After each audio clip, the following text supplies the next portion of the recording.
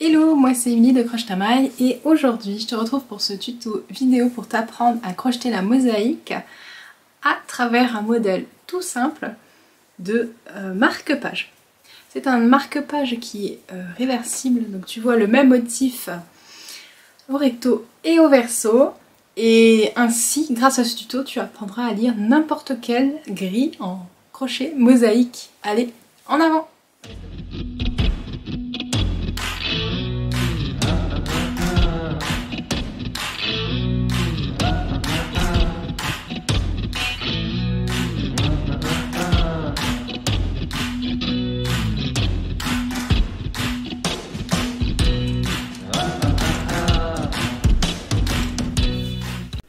Le crochet mosaïque se lie à partir d'une grille comme celle-ci avec des cases et chaque case est représentée avec une couleur. C'est les couleurs qui définissent le motif que tu vas réaliser.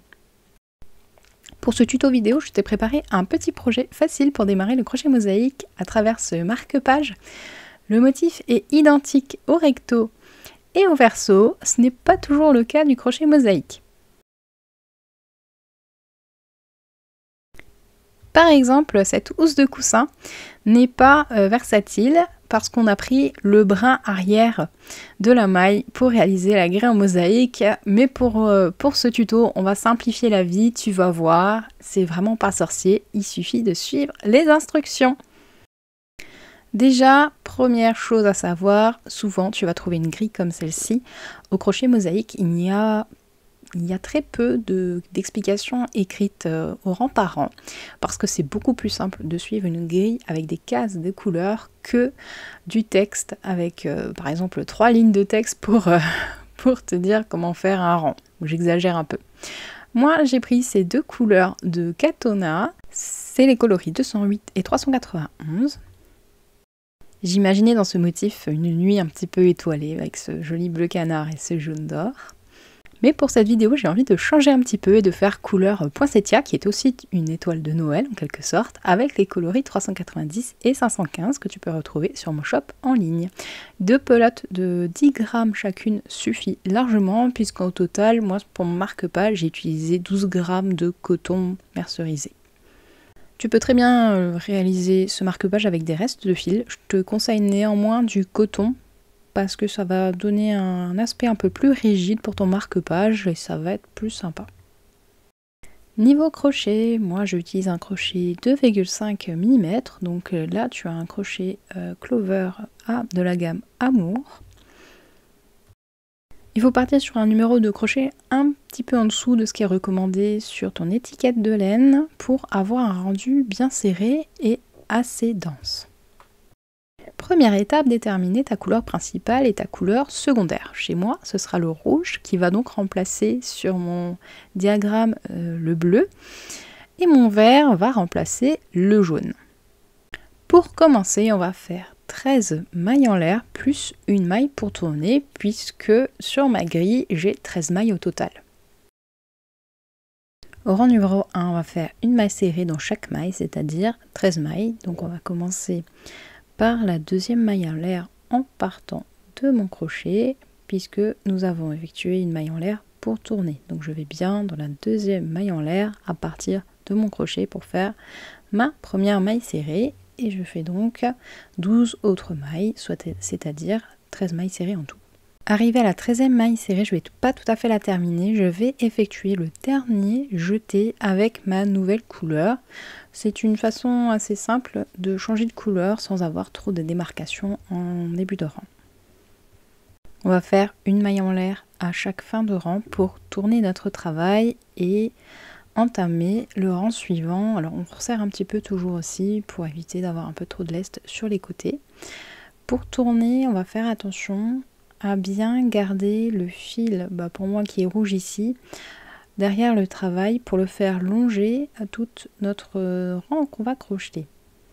Petit point sur notre grille, nous sommes ici au rang numéro 2, donc sur ma première case, il va me falloir faire une maille serrée dans la maille du rang précédent puisque j'ai une case jaune au-dessus d'une case bleue. Comme j'ai fait suivre mon fil rouge, je n'oublie pas de le passer au-dessus du crochet pour qu'il soit emprisonné quand je vais réaliser ma maille serrée. Et on va faire ça à chaque fois tout le long du rang pour récupérer le fil rouge et ne pas avoir à couper le fil à chaque rang. Et un jeté pour finir ma maille serrée. Donc là j'ai fait ma première maille. N'hésite pas à gribouiller ta grille comme moi ici. Je vais faire une petite coche sur ma première maille, comme ça c'est plus facile de suivre où tu en es à chaque case. Deuxième case, c'est de nouveau une case jaune au-dessus d'une case bleue, donc je continue, je fais donc une deuxième maille serrée et puis je vais en avoir 5 d'affilée comme ceci. Enfin, il faut que j'en ai 5 au total. Ensuite, nous avons une case bleue, donc on va faire une maille en l'air, on va sauter la maille, on va travailler la maille d'après et réaliser une maille serrée puisque la case suivante c'est une case jaune sur une case bleue. Même schéma pour la maille d'après, on a de nouveau 2 cases bleues qui se suivent et pas de case jaune sur mon rang, donc ça veut dire que je ne dois pas travailler et je dois laisser l'espace pour travailler le rang suivant. Les 5 dernières mailles sont des cases jaunes sur des cases bleues, donc je fais 5 mailles serrées dans les 5 dernières mailles de mon rang. Je n'oublie pas en arrivant à la dernière maille du rang de faire le jeté avec mon autre couleur, c'est-à-dire pour moi ici ce sera mon fil rouge. N'oublions pas une maille en l'air pour tourner et on passe au rang numéro 3. On commence par 2 mailles serrées puisque nous avons des carrés bleus au-dessus des carrés jaunes. Puisque nous avons un carré jaune sur notre rang de carrés bleus, et ben ça veut dire qu'il faut faire une maille en l'air et sauter la maille puisque nous allons travailler cette maille-là le rang prochain quand on aura à nouveau notre couleur jaune en main. Enfin, voilà, tu vois le principe, moi j'ai du rouge et du vert, mais c'est pareil. Ensuite, nous avons de nouveau 2 carrés bleus sur des carrés jaunes, donc ça va être des mailles serrées tout simplement. Tu vois, c'est vraiment pas compliqué. Il faut juste attraper le coup de main et savoir interpréter la grille, et puis ça passe tout seul. Et tu vois bien que sur mon schéma, c'est beaucoup plus digeste que l'explication du rang. Ensuite, alors là, ça devient intéressant, c'est que nous avons un carré bleu sur un carré bleu. Ce qui veut dire que nous allons faire ce qu'on appelle une bride pointe, parce que nous allons devoir occuper la case que nous n'avons pas occupé le rang précédent, puisque nous avions que du jaune en main. Sur mon schéma BP, c'est bride pointe. Alors une bride pointe, c'est quoi? Alors on va faire une bride, mais au lieu de piquer comme une bride normale, on va aller piquer dans le rang en dessous. J'englobe bien toute la maille, c'est-à-dire que mon crochet doit passer par derrière pour reprendre mon fil. J'englobe aussi le fil vert, hein, comme on fait suivre notre fil. Je ferme avec un premier jeté. Là, j'ai emprisonné ma maille et je termine ma bride par encore un jeté. Je te mets les petites croix sur le schéma pour voir un peu où on est. Donc tu vois bien la bride pointe assez reconnaissable. Donc ensuite, j'ai nouveau un carré bleu sur un carré jaune. Donc je fais une maille serrée. Et la maille suivante, c'est également une bride pointe. Donc je fais comme tout à l'heure, je fais un jeté sur mon crochet. Je vais piquer dans le rang en dessous, ce qui est assez facile de le voir puisque j'ai fait une maille en l'air tout à l'heure. Donc tu vois bien la maille qui est inoccupée. Je traverse la maille avec mon crochet doit ressortir à l'arrière, je tire mon fil à travers cette maille et je fais un jeté, puis un deuxième jeté. C'est comme une bride, hein, c'est seulement là où je pique qui diffère un petit peu et tu vois bien que derrière c'est exactement pareil que devant. Je continue mon motif, j'ai un carré bleu sur un carré jaune, donc je fais 2 mailles serrées. Ensuite, tu le vois, j'ai une maille en l'air à faire puisque c'est un carré jaune, donc je vais les laisser inoccupés. Et je termine par 2 mailles serrées pour terminer ce rang. Et comme d'habitude, le dernier jeté, je le fais avec ma nouvelle couleur, c'est-à-dire mon fil vert. Maille en l'air pour tourner et on passe au rang numéro 4.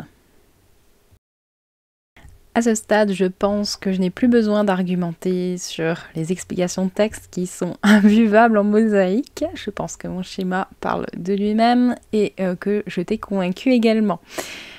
Alors, pour ce rang numéro 4, on commence par une maille serrée, puisque j'ai un carré jaune et un carré bleu en dessous, puis une maille en l'air, puisque c'est un carré bleu et je suis dans mon rang jaune.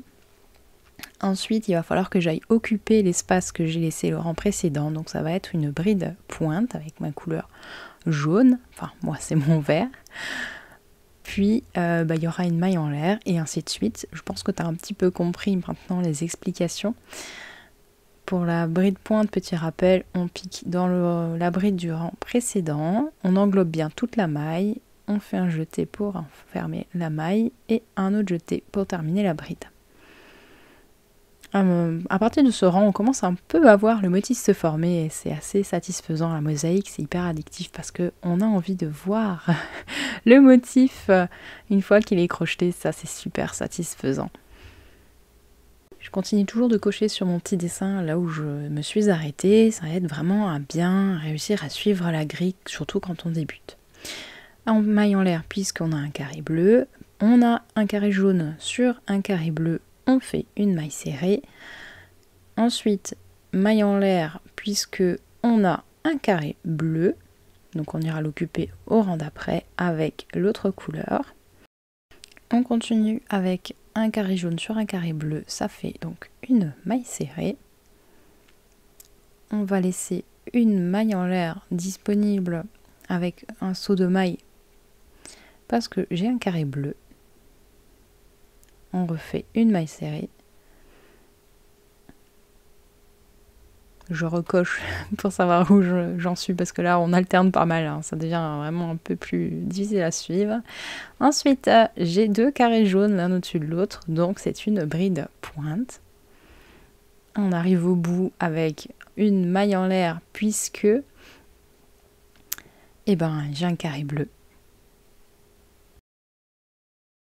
Et dans la dernière maille, il faudra faire une maille serrée pour terminer le rang. Et avec le dernier jeté, on change de couleur. Une fois qu'on a effectué notre changement de couleur, on fait une maille en l'air avec notre nouvelle couleur et on tourne son travail. Maintenant que tu as compris comment lire la grille de diagramme ou la grille de motifs, hein, les deux sont acceptés comme appellation, je te laisse transcrire par toi-même et on va la faire ensemble, mais sans les abréviations sur mon petit schéma cette fois-ci. Donc, première maille, nous avons un carré bleu, donc on va la faire dans ma couleur, ça c'est bon, ça va faire une maille serrée. La maille d'après, on est sur une bride pointe, puisque nous avons deux carrés bleus les uns au-dessus des autres. Ensuite, nous avons un autre carré bleu, donc ça fait une maille serrée. Un jeté, puisque nous avons deux carrés bleus les uns au-dessus des autres, donc nous avons une bride pointe. Donc je pique ma maille dans le rang précédent pour faire ma bride.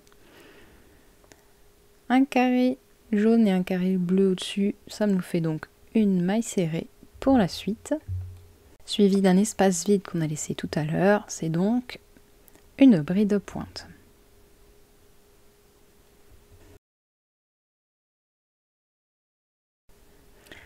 Sur mon schéma, je vois qu'il y a un carré jaune, donc c'est une maille en l'air. Je continue avec une bride pointe pour aller occuper l'espace suivant qu'on a laissé vide au rang précédent.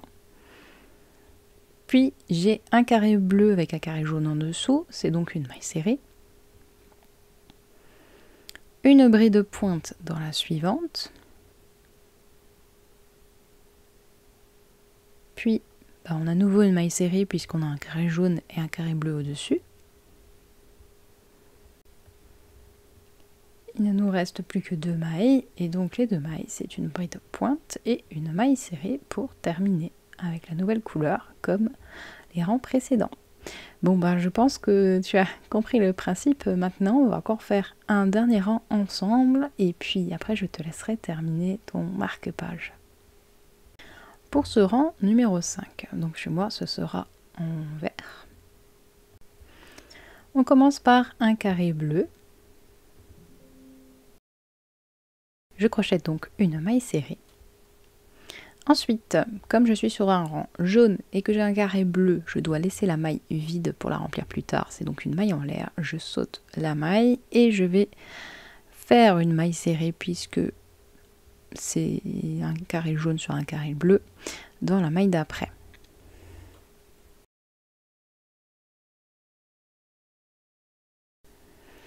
Ensuite, j'ai un carré bleu sur mon rang jaune, je saute la maille, je laisse une maille en l'air.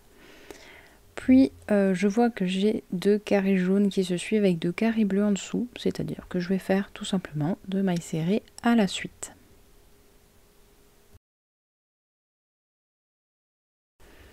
Ensuite, j'ai 2 carrés jaunes qui se suivent, c'est donc une bride pointe, puisque je vais combler le trou que je laissais au rang précédent. S'ensuit 2 mailles serrées comme tout à l'heure, juste avant la bride pointe. Donc c'est 2 mailles serrées à faire puisque c'est 2 carrés jaunes sur 2 carrés bleus. Nous avons un carré bleu, donc c'est une maille en l'air, on saute la maille. La maille suivante, nous avons un carré jaune au-dessus d'un carré bleu, c'est donc une maille serrée. Je termine par laisser une maille en l'air, sauter une maille parce que j'ai nouveau un carré bleu. Et je termine avec une maille serrée dans le dernier rang, toujours en laissant le dernier jeté pour le faire avec la prochaine couleur. Tu peux donc constater qu'une fois qu'on a le coup de main, c'est vraiment pas sorcier. Il faut suivre ces instructions tout le long de la grille, ça va toujours être la même chose, c'est des rangs qui se répètent finalement pour former mon motif. Donc maintenant je te laisse faire de toi-même, j'espère que tu prendras beaucoup de plaisir à crocheter ce marque-page autant que moi j'en ai eu pour le créer pour toi rien que pour ce cours, et te permettre comme moi de devenir un accro à la crochet mosaïque. Moi c'est vraiment une technique préférée au crochet, j'adore, ça fait vraiment de motifs sublimes. Alors on peut aussi bien faire du crochet mosaïque en aller-retour comme ici, donc en recto verso ou pas, mais aussi en rond. Et c'est vrai qu'en rond, c'est aussi addictif de voir le motif se former et ça laisse des tas de possibilités différentes. Il y a énormément de modèles en crochet mosaïque, des vêtements, des châles, des écharpes, des cols, des mitaines, vraiment de tout. On peut tout réaliser avec cette technique, c'est juste les grilles qui changent. Niveau fil à utiliser, bon ici on est sur du coton pour tout ce qui est déco, c'est vrai que le 100% coton c'est quand même pas trop mal, ma housse de coussin en 100% coton, elle accroche pas les poils, il suffit de la laver de temps en temps, puis c'est réglé. Pour les vêtements tu peux aussi bien prendre de la laine, il faut quand même des fils qui si possible sont assez bien dodus, ça rend mieux en mosaïque. Et il faut souvent prendre un crochet un peu plus fin pour éviter d'avoir des choses un peu trop ajourées. Voilà. Donc il faut que l'espace soit bien occupé par les mailles pour vraiment bien révéler le motif. Voilà, je te laisse là, j'espère que cette vidéo t'aura plu. N'hésite surtout pas à me montrer le résultat de ton marque-page en me taguant sur les réseaux sociaux. Je te mets le hashtag ici ou tu peux me l'envoyer aussi par mail. Mon mail est accessible via la rubrique à propos de ma chaîne YouTube. J'ai vraiment hâte de voir tes versions et surtout les couleurs que tu as choisies. Voilà, je te laisse là, je continue ma version du marque-page version poinsettia. Et puis je te souhaite un bon crochet et une bonne folie de la crochet mosaïque à venir avec plein de jolis projets. Allez, à plus et bon crochet!